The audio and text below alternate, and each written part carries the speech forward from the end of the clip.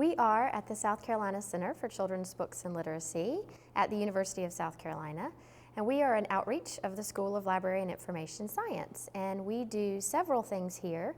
We are the state's examination collection for children and young adult literature, which means that we get publications first, and we can take a look at them as librarians and evaluate them.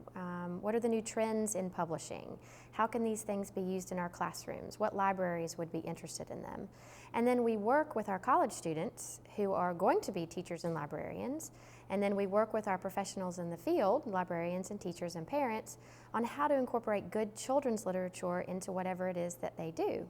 The South Carolina Center for Children's Books and Literacy started as a bookshelf. It started as a way for the students at the Library and Information Science School here to evaluate new materials, and it used to be called the BEST Center, and it was started by faculty as a part of our college, and it's really about probably 30 years old.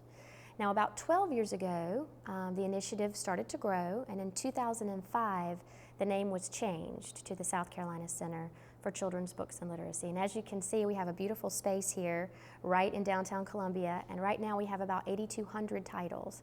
And like I said before, all of the titles are continuing to change, so it's an interesting rotating collection. We decided to form a new series as a part of the University Press called Young Palmetto Books, and we named it that obviously because we are the Palmetto State, but also because we didn't want to exclude anybody. We wanted it to be birth to age 18.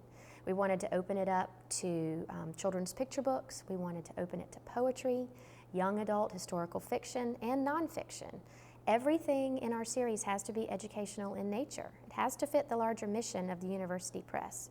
So we really wanted to just give all of our great authors and illustrators in South Carolina an opportunity to publish through a very well-known and well-respected publisher, the University Press, and then for us to be able to say, these are the stories in South Carolina that aren't being told.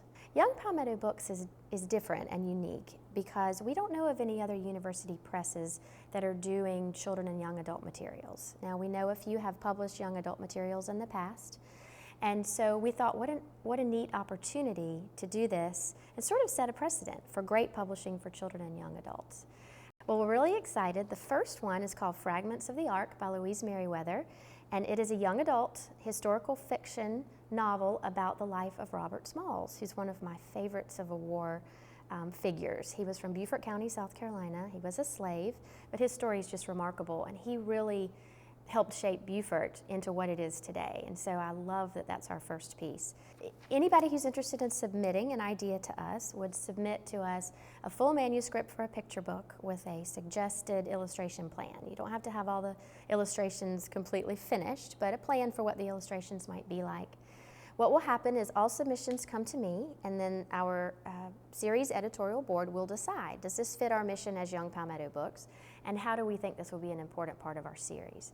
If we approve it as a group, then it goes through the regular University Press process. You know, it goes out for independent peer review. It will then come back to the press, and as a package, we will present it to the larger University Press Board for approval. Right now we have 6 titles that have been through all of those steps. So we have 6 things that are in some stage in production, some step of the production process. So both the University Press and the South Carolina Center for Children's Books and Literacy are both a part of the university in South Carolina. And different parts of our programs are funded by different sources. Much of what we fund is through grants and gifts, so we're always looking for more partners in those endeavors. And primarily, the University Press and the School of Library and Information Science are supporting Young Palmetto Books. Well, I think the center and now Young Palmetto Books would really be something of interest to anybody, anywhere, because we are publishing books, fiction and nonfiction, about South Carolina, but then also about interesting stories that are a part of all of our histories. I think it's really interesting to say, how can we write a nonfiction book, maybe by a South Carolina author, but that's going to be interesting to everyone, that's still sort of focused in our state? Well, the center is open to the public. Anyone in the state of South Carolina can use it. Primarily, the University of South Carolina students use it, students who are undergraduates who are going to be teachers or librarians. We have a lot of graduate students in our School of Library and Information Science who use it. And then we also serve teachers and librarians all over the state. So we may have librarians from the upstate who will come in, school librarians, and say, okay, I've got my budget for next year. I want to come and see what's new. What do I want to purchase? How do I want to use these in my book clubs? We may have public librarians who come in and talk to us about how to use different methods in outreach. We have teachers come and work with us on curriculum. You know, they'll say, I'm doing a new unit on poetry. What do you have that's not the same stuff we have in our libraries that we've had for years and years? We also have parents who say, you know, you guys have some interesting things that we don't maybe see at the public or school library.